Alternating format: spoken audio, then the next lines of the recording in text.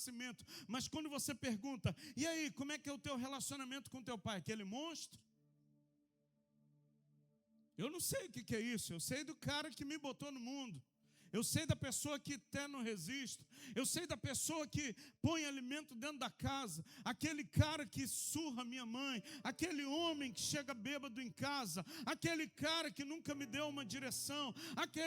E começa os adjetivos pejorativos. 52% da população, ou seja, mais da metade, não tiveram um bom referencial de pai. E quando a gente entra no templo, quando a gente entra dentro da estrutura eclesiástica, quando a gente nasce de novo, experimenta do novo nascimento, escuta, essas pesquisas ou essas referências de pesquisa precisam ser transformadas. Como assim? O meu pai, depois que eu me converti, ele vai lá no cartório, vai pôr o nome dele na minha certidão. Eu não estou falando disso. Eu não estou falando que teu pai, ou os 52% representados, o pai vai mudar da água para o vinho, porque você tomou uma ação de levantar a mão para Jesus e confessar ele como Senhor e Salvador da sua vida. Mas eu estou dizendo para você que em você precisa haver uma mudança. Você compreende isso, sim ou não?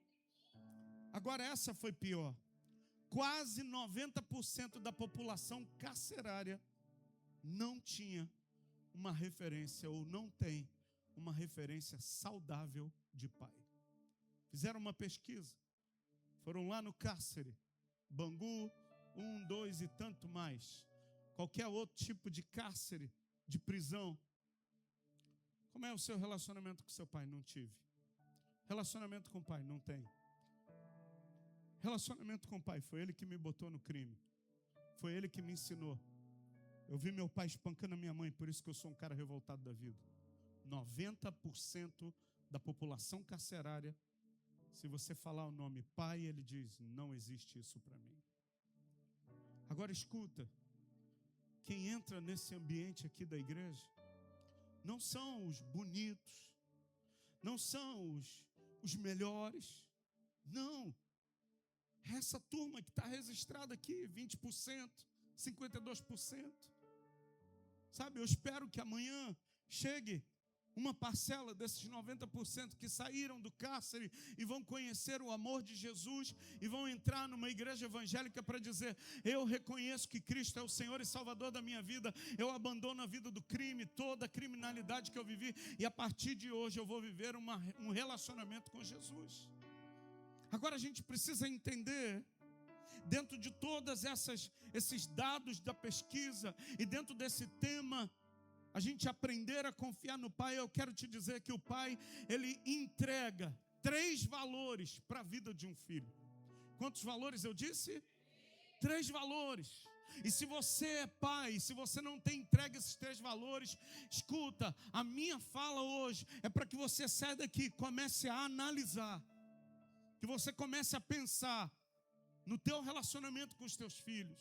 Você que é filho, que está aqui, pastor, esses 3 valores eu não recebi do meu pai, eu não moro mais com ele, eu não vivo mais com ele, meu pai já partiu dessa terra. Ok, então você vai encontrar em Deus esses 3 valores para que a tua vida seja transformada, para que você, se você é homem, amanhã você vai ser um pai, você possa dar essa direção para os teus filhos em nome de Jesus. Consegue compreender isso hoje?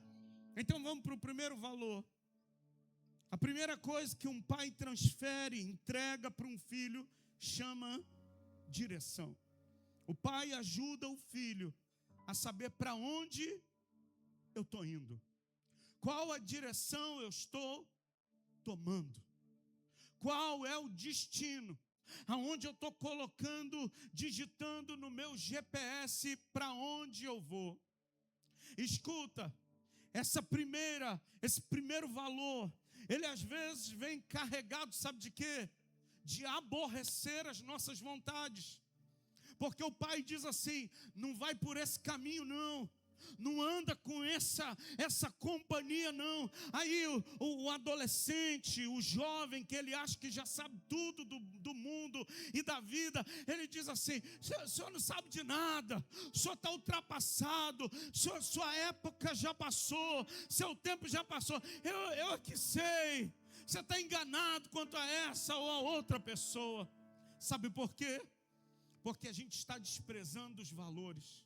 Provérbios vai dizer assim: filho meu, dá ouvidos à instrução do seu pai.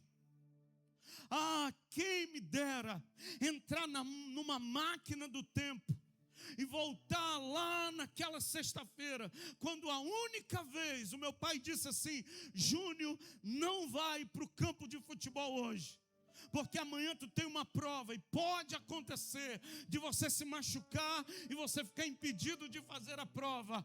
Quem me dera voltar lá atrás. E quando o camarada passou e falou assim: vamos jogar, eu chegava em casa e via a cena, meu pai dizendo: não vai não. E eu falando: não, pai, o senhor falou, está falado, não vou jogar não. Mas na hora, a atitude de um garoto, de um rapaz imaturo foi: ih, pai, fica tranquilo, que eu vou arrebentar como foi das outras vezes. Arrebentei mesmo. Arrebentei o menisco, arrebentei o ligamento, arrebentei tudo. Sabe por quê? A única vez, o único momento que eu não confiei naquilo que meu pai estava me dando de direção. E quando a gente fala sobre paternidade, tem gente que diz assim: mas eu não tenho um pai assim, eu não tive um pai assim. Eu estou dentro dessa pesquisa dos 20%, eu estou dentro desses 52% que tem o registro, mas não tem um pai que deu direção. Mas hoje você tem a direção do Pai Celestial, hoje você tem a voz de um líder, hoje você tem os diáconos da igreja, hoje você tem o pastor da igreja. Se assim você tem essa palavra que sai da minha boca como uma voz de autoridade, você pode parar e refletir e dizer: o pastor está me dando uma direção e uma orientação. Escuta, tem gente que quando eu falo a respeito disso, pensa que eu quero manter controle. Eu não quero controlar a vida de ninguém. Eu não quero determinar: faça isso, faça aquilo, não faça isso, não faça aquilo. Longe de mim querer manter controle. Eu não consigo, em primeiro lugar. Em segundo, eu não posso controlar a vida de ninguém. Sabe por quê? Porque todo controle e manipulação começam, sabe aonde? Em Satanás.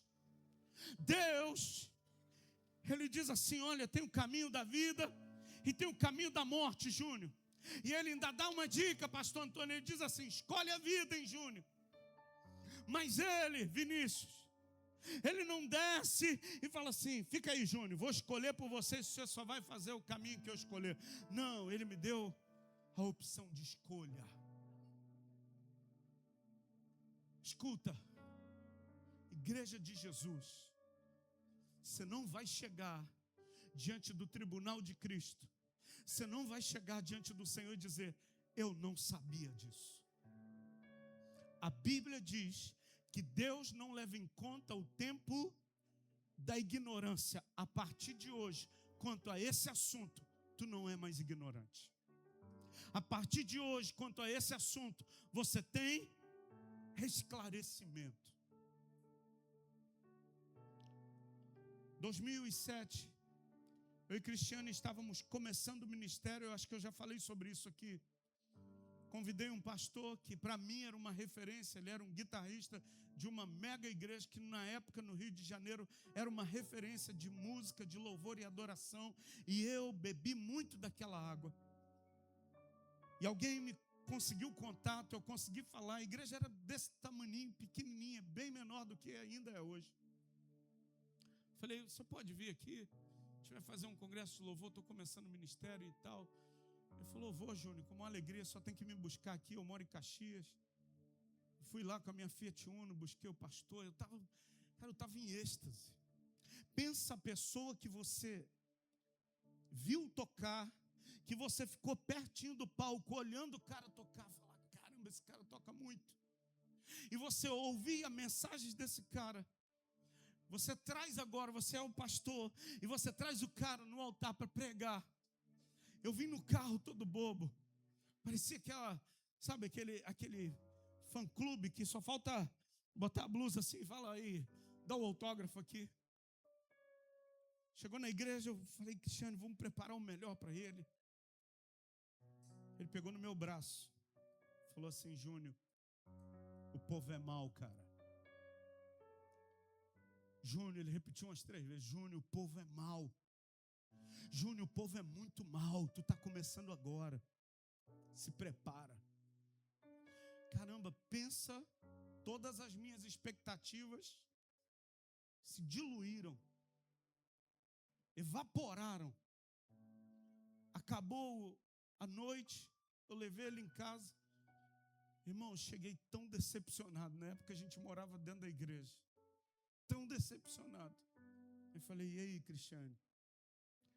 Ela falou assim: amor, aquele pastor está ferido, hein? Eu acho que não é bom tu ouvir ele, não. Ele está bem ferido. Eu falei: caramba, ele está muito ferido.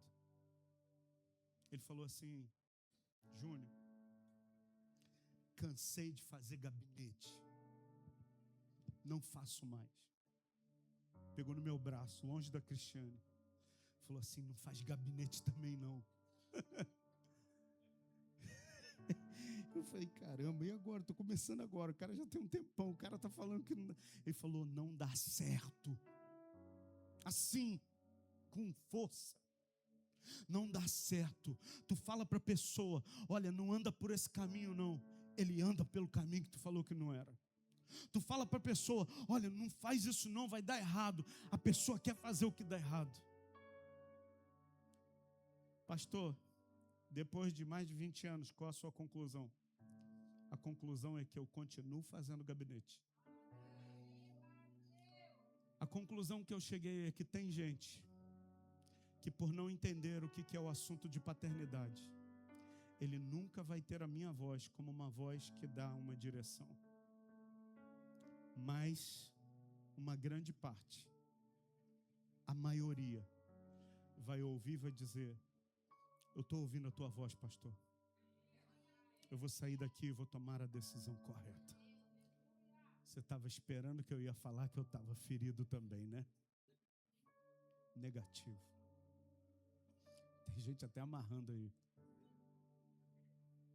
Escuta, tive motivos para me ferir. Ainda nos dias de hoje, ainda tem motivo para ferir. Porém, eu tenho um pai que me sarou. Porém, eu tenho um Deus que me dá direção e que põe azeite na minha ferida e diz: eu te saro, Júnior. Eu te curo. Então a primeira coisa, primeiro valor que um pai entrega, um pai ajuda o filho a saber para onde ir.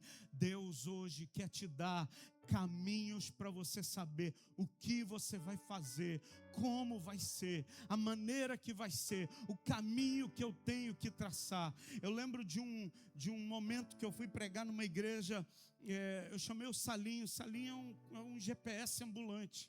Eu falei: Salinho, eu recebi um convite para pregar num lugar, chama Fazenda Botafogo.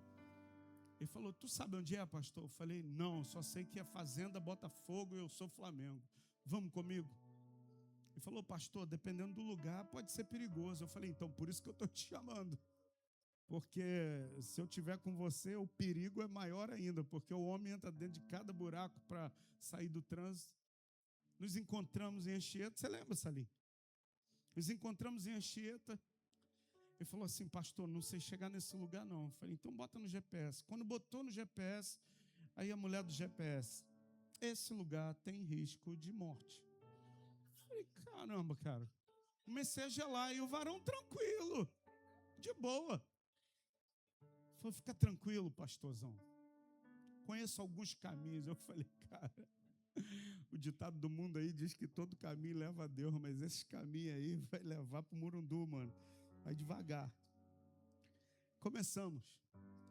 Quando a gente chegou na porta da igreja, a igreja tinha umas grades, toda de grade. Os irmãos estavam com porta fechada e tinha um irmão só com o olhinho para fora. Ele falou: para o carro aí, que eu vou abrir para você entrar. Falei: cruz credo, gente. A parada aqui é sinistra. Falei: Salim, vou pregar rápido hoje, cara. Quando acabar, a gente mete o pé, vamos para casa, mano. Eu tenho que chegar em casa. Escuta, mas o Pai, Ele sempre vai mostrar um caminho para te livrar dos perigos da vida. Olhe para o seu vizinho e diz assim: sempre tem um caminho que o Pai mostra que vai nos livrar dos perigos da vida. A primeira coisa que um pai entrega quando ele dá direção, ele ensina princípios. Escuta, quando o pai entrega direções, ele está mostrando, sabe o quê? Princípios. E eu tenho falado muito para alguns jovens que me permitem falar o coração deles. Eu falo: olha, se você quebrar o princípio te quebra. Se você quebra o princípio, irmão, o princípio lá na frente vai quebrar você. Então eu quero dizer para você: não quebre os princípios. Viva os princípios da palavra de Deus. Viva os princípios da honra. Viva os princípios, sabe, dos bons relacionamentos. Viva os princípios dessa casa. Essa casa que tem princípios e valores, meu irmão. Segunda coisa que um pai entrega quando a gente está falando de direção, número 2, o pai, ele orienta nas escolhas. Escuta, o pai não escolhe, o pai orienta. Eu vou repetir para você, porque tem alguns filhos que eles estão tão feridos, que ele diz assim: você quer mandar na minha vida, pai? Ainda que o pai tenha todo o direito disso. Escuta, filho, o teu pai, ele quer te orientar para você fazer a melhor escolha. Meu pai me orientou para fazer as melhores escolhas. A minha mãe que está aqui me orientou para fazer a melhor escolha. E como ela orientou? Algumas orientações dela, as meninas batiam lá na porta de casa, ela falava assim: o Júnior não está aqui não. Eu falei: mãe, eu estou aqui. Ela falou: não serve para você não, garoto. Eu falei: mãe, e eu louvo a Deus, aleluia, pelas orientações. Quando a Cristiane bateu lá em casa: Júnior, eu falei: é a voz da cheirosa. Minha mãe foi lá olhar, 1,49 m. Eu falei: vai estragar tudo de novo. Ela falou: essa é de Deus. Eu falei: amém, está aí, de Deus, né? Aleluia. Pai orienta nas escolhas. Tem filho entrando em enrascada porque decidiu não ouvir o pai. Tem filho entrando em buraco porque ele decidiu: não vou ouvir meu pai, vou fazer o que eu quero. E Cristiano, a gente está na fase dessa orientação, de dar direção para Gabi, para Manu. A Raquel está numa outra fase. Escuta, não adianta mais sentar a mão no lombo delas. 22 anos, 17 anos, ano que vem vai fazer 18. Agora é na base da orientação. Agora, se elas vão pegar a orientação que a gente está dando e fazer a melhor escolha, é decisão delas. Terceira coisa que o pai entrega quando ele está dando direção, ele aponta caminhos. Quarto lugar, ele transmite visão e propósito. A gente olha hoje para uma geração que você pergunta assim: para onde você está indo? Sei não. O que você vai ser? Qual pensamento você tem a respeito de futuro? Ah, sei lá, tem nem ideia. Ou você não está ouvindo as direções, ou aquele que era para te dar direção está falhando. Mas eu quero dizer para você: se quem era para te dar direção falhou, você tem o Pai Celestial, que Ele está gritando no teu ouvido, através do Espírito Santo, usando pessoas, usando o pastor, usando a pastora, usando o líder da célula, usando um diácono, sabe, com os cabelinhos brancos. Escuta, honre as pessoas de cabelo branco dentro dessa casa aqui. Quando eu era garoto, eu não tinha tanta ciência do que é essa honra a quem tem o cabelinho branco. Hoje, quando eu ouço alguém que tem o cabelinho branco falando, eu paro, falo: alma, silêncio, aquieta. Sabe por quê? Porque está vindo uma palavra de direção para abençoar a minha vida. Eu estou falando para você de paternidade, irmão. Eu não estou falando de controle nem domínio da vida de ninguém. Mas eu estou falando, se você tiver ouvidos para ouvir, Apocalipse vai falar sobre isso. Ouça o que o Espírito diz à igreja. Então a primeira coisa que um pai entrega para um filho de valor é direção. Olhe para o seu vizinho e diz assim: qual é a direção que você está tomando na tua vida? Qual é a direção que você está, colocando aí no teu GPS? Qual é a direção que você decidiu andar? Como pastor, escuta, eu acredito que uma grande parcela dá ouvidos àquilo que a gente conversa no gabinete. Uma minoria ainda não dá ouvidos àquilo que eu digo no gabinete. E acredito que uma parcela menor ainda nunca vai me dar ouvidos àquilo que eu oriento no gabinete. Mas eu não vou parar de dar direção, de apontar destino, de dizer: esse é o propósito, esse é o caminho que a gente deve seguir, por causa da minoria que está banalizando a palavra que vem da boca do pastor. Longe está o Júnior, que andava pela minoria da minoria. Hoje, eu decidi andar por aquilo que aquele que é maioria fala. Deus está falando, eu estou obedecendo, Ele está me entregando direções. E eu entrego direções para aqueles que querem a direção. Pastor, eu não quero, respeito você, não tenho nada contra você, mas essa é a direção que a gente vai caminhar em nome de Jesus. Você consegue entender, seu pastor, hoje? Segunda coisa, ou segundo valor que um pai ele entrega. Primeiro é direção, segundo, proteção. Um pai cria um ambiente de segurança e cobertura. Isso é muito claro, sabe quando? Quando o filho fica doente. O filho fica doente. Escuta, o pai não sabe a cura, não sabe o remédio, não sabe se o diagnóstico vai ser favorável ou desfavorável, e o filho diz assim: pai, será que eu vou sair daqui? Um pai que entende o seu valor, ele diz: fica tranquilo, filho, logo a gente está voltando para casa. Ele traz para o filho, sabe o que? Eu tenho um lugar de segurança, eu tenho um lugar onde eu sou protegido. E eu quero dizer para você que o Pai Celestial, toda terça, domingo de manhã, domingo à noite, Ele está liberando uma palavra dizendo: fica tranquilo, meu filho, aquilo que você hoje ainda não viu resolvido, amanhã vai resolver. E ele não é como o Júnior, que não sabe o que fazer.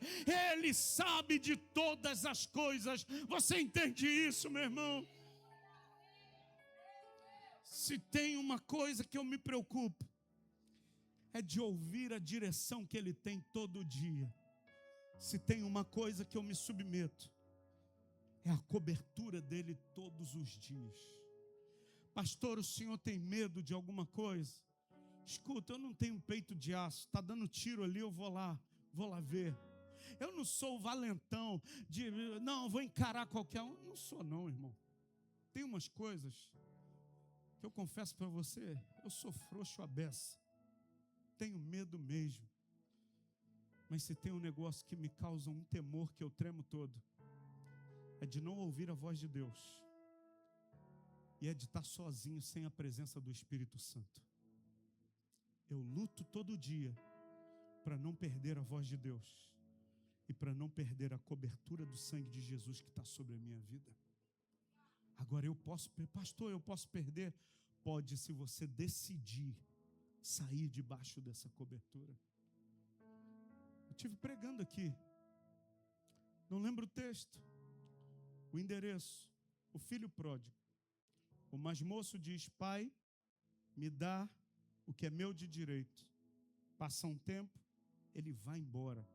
Decisão daquele filho de ir embora.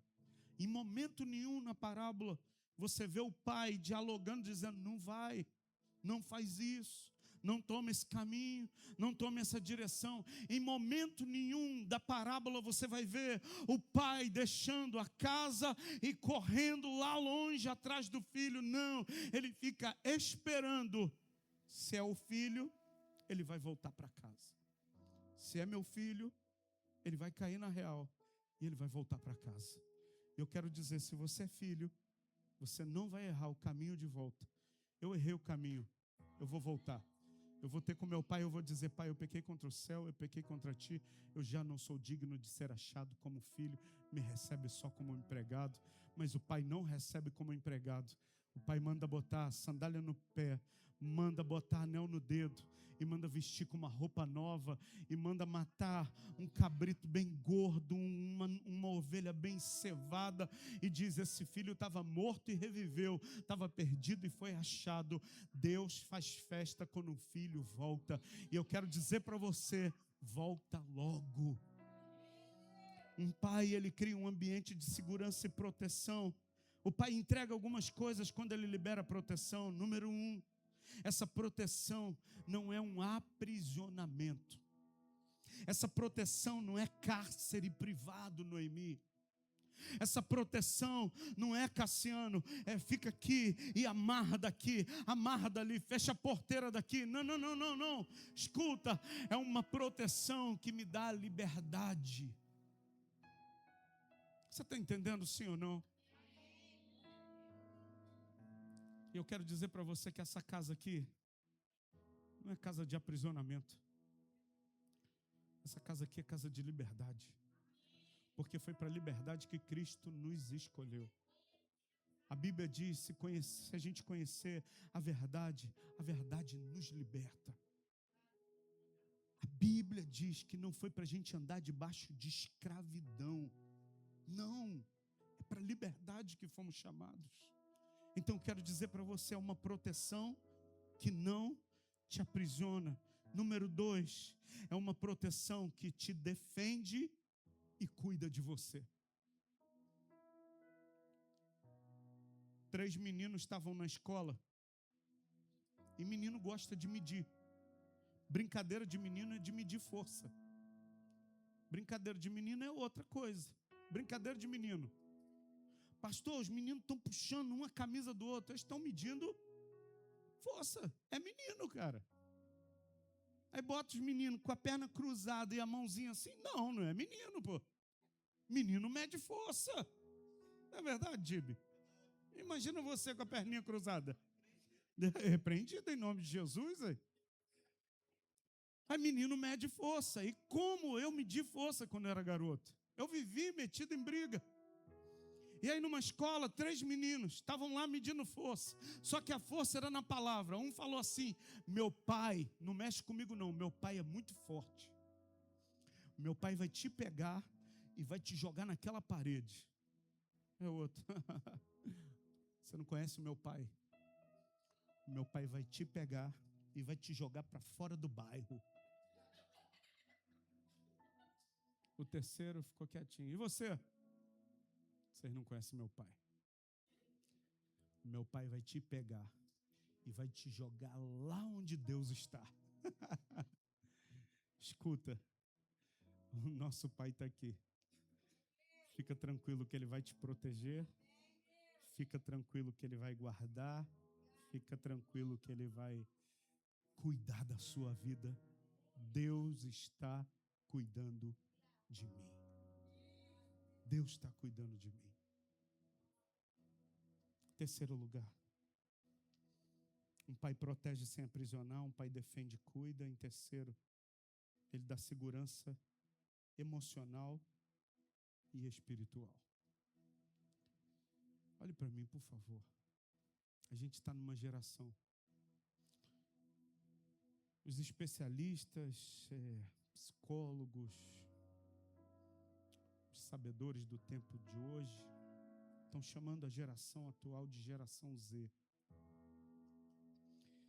É uma geração que tem uma facilidade de ir em camadas muito profundas, de inconhecimento assim, numa velocidade muito grande. Vou citar um exemplo. Quando eu fazia lá meu ensino fundamental, nem o ensino médio, o ensino fundamental, a professora passava: você tem que trazer um trabalho, Nilson. Tem que trazer numa folha de papel ao maço. Quem é dessa época aí? Levanta a mão. Então, faz o exame. Sangue, urina, vê triglicerídeo, colesterol, glicose glicada, a mais importante. Aí a professora, a dona Dondoca, falava assim, olha, tem que ser no papel ao maço, escrito à mão, com caneta, porque não podia errar o negócio. Mas só que a gente não tinha livro disponível. Onde a gente tinha que ir, Salim? Para a biblioteca. Os jovens aqui sabem o que é isso? Algum jovem aqui, adolescente, você já foi visitar uma biblioteca? Escuta, a biblioteca está aqui na palma da mão. Pastor, só está criticando? Não, estou falando que a gente tem muita facilidade. E tem um demônio por aí, de 2 letras, irmão. IA. É um demônio, é um satanás aquilo, irmão. Escuta, nessa época que não tinha IA, não tinha Google, não tinha, site de busca e pesquisa, a gente tinha que sair de casa, ir na biblioteca, e aí você escolhia os livros dentro do assunto, e você tinha que ficar lá, folheando e copiando, escrevendo, para entregar um trabalho. A geração Z tem tudo, se aprofunda em várias camadas, tem profundidade em diversos assuntos, mas quando fala de vida emocional, frágeis, mais frágeis do que um cristal, não aguentam pressão, não suportam ser pressionados. Eu vim de uma geração que a pressão era intensa. A escola que eu estudei tinha um professor de educação física que ele era ex-combatente do exército. E toda segunda-feira ele ia trajado de militar, com boina. E a gente ficava meia hora, firme, cobrir. E tinha que bater. O sangue do cordeiro, seu Monte Negro. O seu Monte Negro, depois daquilo, ele ia pegando uma turma após a outra, levava para a quadra e esfolava os alunos. Toda segunda-feira eu arrumava uma crise de alguma coisa para não ir para a escola, porque o seu Monte Negro estava lá me esperando, nos cantos da boca, eu vou matar esses garotos. Escuta, a geração de hoje, uma geração tão frágil, uma geração que não suporta a pressão. Começa a pressão, vou embora. Esse lugar aqui é tóxico. Esse lugar aqui é ácido. Esse lugar aqui é isso. O tóxico, ácido que eu passei me tornou forte, resistente. Pastor, o senhor está dizendo o que para mim, que faço parte dessa geração? Eu estou dizendo para você que em Cristo você supera todos os traumas, as dores, as ansiedades, as lutas. Em Cristo eu tenho um Pai que me dá proteção, e essa proteção não é me colocando numa bolha e dizendo assim, filhinho, nada vai acontecer com você, não. É um Pai que me dá substância, me dá alimento, me dá nutrição, para quando eu passar por essas coisas, eu me tornar forte e corajoso. Você está entendendo isso hoje, meu irmão? Esse ano nós colocamos a Raquel numa escola diferente. As notas, ela está caminhando bem, mas ela está tropeçando nos relacionamentos. E ela foi falar para a mãe, me troca de escola, porque ninguém gosta de mim, ninguém conversa comigo. As meninas fazem o grupinho delas e não me deixam entrar. Você acha que eu e a Cristiane vamos lá para falar com a professora? Olha, não pode fazer isso com a minha filha. Eles estão fazendo, não, a gente está fazendo, sabe o quê? Estamos protegendo, dando direção, sustento, alimento. Vai lá, você é capaz, você é uma menina linda, você é capaz de vencer isso. Quem não quer se relacionar com você está perdendo uma grande oportunidade. Tem alguém que vai encontrar um um relacionamento com você e vai ser bom amigo, uma boa amiga. Eu estou protegendo ela, mas na área emocional, porque eu não posso entrar dentro da escola, eu não posso assistir a aula com ela, mas ela vai entender o que o pai, o que a mãe está, colocando no coração dela, para quando ela entrou dentro da sala, o meu pai falou que eu sou linda, a minha mãe falou que eu sou capaz, eu aprendi em Jesus, eu posso vencer as barreiras. Então eu quero dizer para você, eu tenho um pai que me dá proteção emocional e me dá proteção espiritual. Tem algum crente aqui que me ouve hoje em nome de Jesus?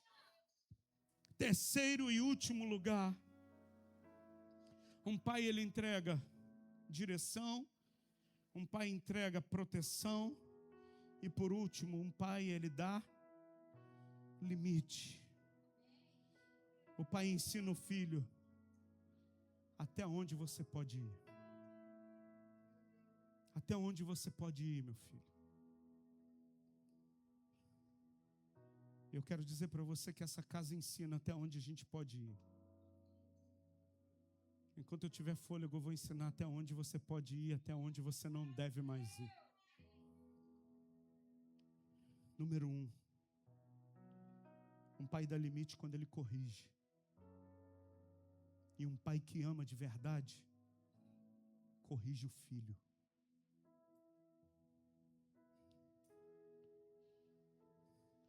A correção pode ser como meu pai fazia, o silêncio. Mas quando me olhava, eu sabia, eu vacilei. Pai, perdão, não vou mais fazer isso. Minha atitude não vai mais ser essa.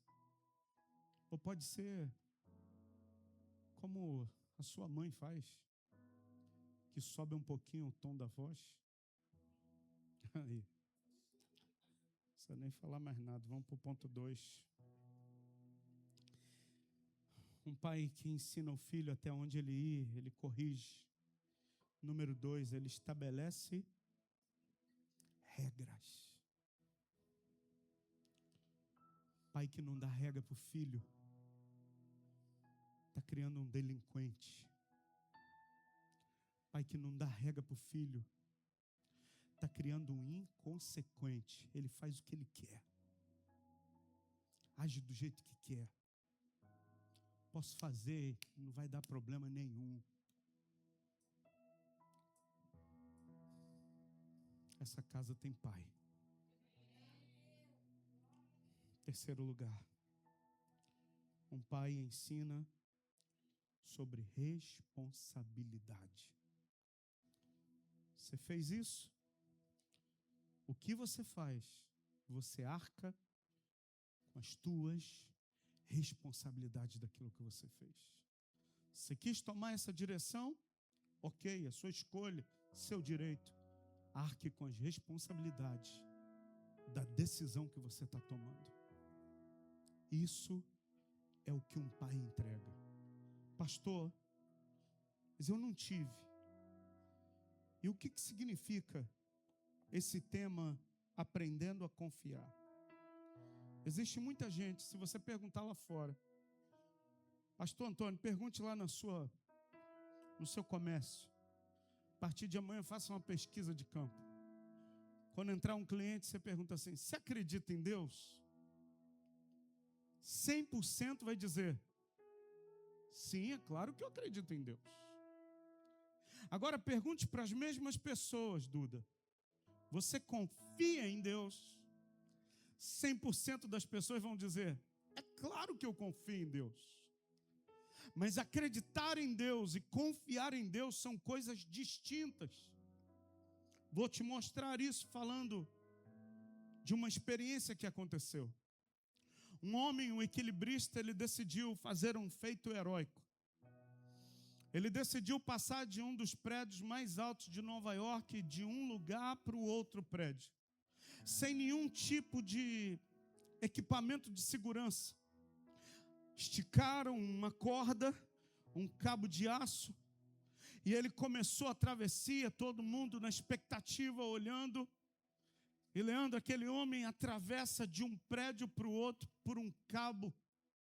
Quando chega do outro lado, ovacionado, todo mundo lá embaixo começa a celebrar.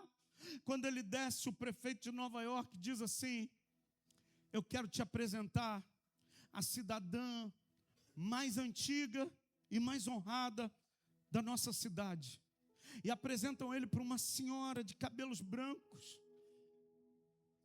E diz: olha, essa é a senhora, a pessoa mais antiga do nosso bairro, da nossa cidade.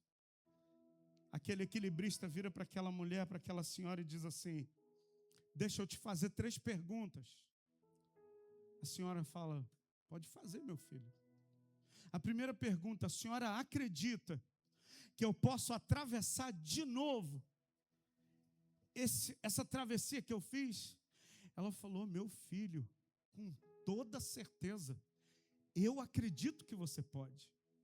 Ele falou: eu vou te fazer a segunda pergunta: a senhora acredita que eu posso fazer essa travessia, mas agora carregando um carrinho de mão? Ela falou: meu filho, é mais difícil, mas eu acredito que você pode. Ele falou assim: eu vou te fazer a terceira pergunta: a senhora acredita que eu posso atravessar de um lado para o outro um carrinho de mão e a senhora sentada dentro do carrinho de mão? Ela fala: ah, meu filho, é melhor a gente não tentar. Sabe o que essa senhora estava dizendo? Eu acredito, mas eu não confio em você. Eu até acredito, mas eu não confio a minha vida correr esse risco todo. Você pode correr, mas eu não confio em você para correr esse risco. Tem muita gente que acredita: pastor, eu acredito que o senhor pode atravessar desse lado aqui para o outro. Eu acredito que o senhor pode atravessar empurrando um carrinho de mão. Entra comigo no carrinho de mão e vamos embora, eu vou te levar. Ah, pastor, eu não confio. Tem gente agindo assim com Deus. Deus não quer que você apenas acredite. Deus quer que você confie plenamente e diga: está aqui, ó, minha vida, tudo que eu tenho, tudo que eu sou, todos os valores, meu coração inteiro, eu confio tudo nas tuas mãos. Confiar tudo no Senhor é uma posição exclusiva somente de quem é filho. Pega uma criança, coloca no lugar mais alto e fala para o pai: pula, filho. Irmão, se for o Robinho, quando o pai for falar o pu, ele já pulou. O Robson tem que se virar de catar ele, irmão. Se for um filho que confia no pai, ele não pensa 2 vezes, ele se lança, porque ele sabe o que? O meu pai vai dar um jeito. Ele não vai deixar eu cair. Ele não vai me deixar se machucar. E eu quero dizer que hoje o pai está aqui e ele está dizendo para você pular. Pular como? A Bíblia diz, eu quero ler o último texto com você. Abra sua Bíblia junto comigo, por favor.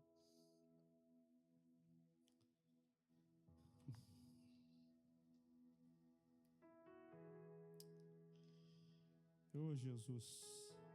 Mateus capítulo 14.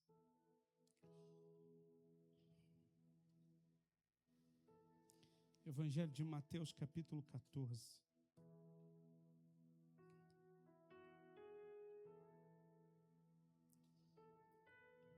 Versículo 22. Logo a seguir, compeliu Jesus, insistiu, empurrou os discípulos a embarcar e passar adiante dele para o outro. Tem coisa que Jesus tem que empurrar a gente. Enquanto ele despedia as multidões, despedidas as multidões, ele sobe ao monte a fim de orar sozinho. E caindo a tarde, ele estava lá sozinho. Entretanto, o barco já estava longe, a muitos estádios da terra, açoitado pelas ondas, porque o vento era contrário. Olhe para o seu vizinho e diz assim: você também vai passar pelos dias de vento contrário. Olha para o outro, diz assim: você vai passar pelos dias de vento contrário. Na 4ª vigília da noite, entre 3 às 6 da manhã, foi Jesus ter com eles andando sobre o mar, e os discípulos, ao verem andando sobre as águas, Ficaram aterrados, exclamaram: é um fantasma, e tomados de medo, gritaram. Mas Jesus imediatamente lhes disse: tem de bom ânimo, sou eu, não tenham medo. Respondendo Pedro, disse: se és tu, Senhor, manda-me ir ter contigo por sobre as águas. E ele disse: vem. E Pedro, descendo do barco, andou sobre as águas e foi ter com Jesus. Reparando, porém, na força do vento, teve medo e, começando a submergir, gritou: salva-me, Senhor. E prontamente Jesus, estendendo a mão, tomou e lhe disse: homem de pequena fé, por que duvidaste? Subindo ambos para o barco, cessou o vento. E os que estavam no barco adoraram, dizendo: verdadeiramente, esse é o Filho de Deus. Jesus está vindo hoje sobre as ondas. E Ele está perguntando, você que está no meio do barco, ou no meio do mar e dentro do barco, e o vento está batendo forte, as ondas chocando contra o barco. Ele está falando só uma coisa: desce e vem. Isso é ser filho, é confiar em Deus. Entender, ainda que tudo seja contrário, ainda que tudo pareça que vai desmoronar, ainda que tudo, pareça que vai acabar, mas eu vou em direção a Jesus. Se você é essa pessoa, fique de pé. E se você quer andar sobre as águas,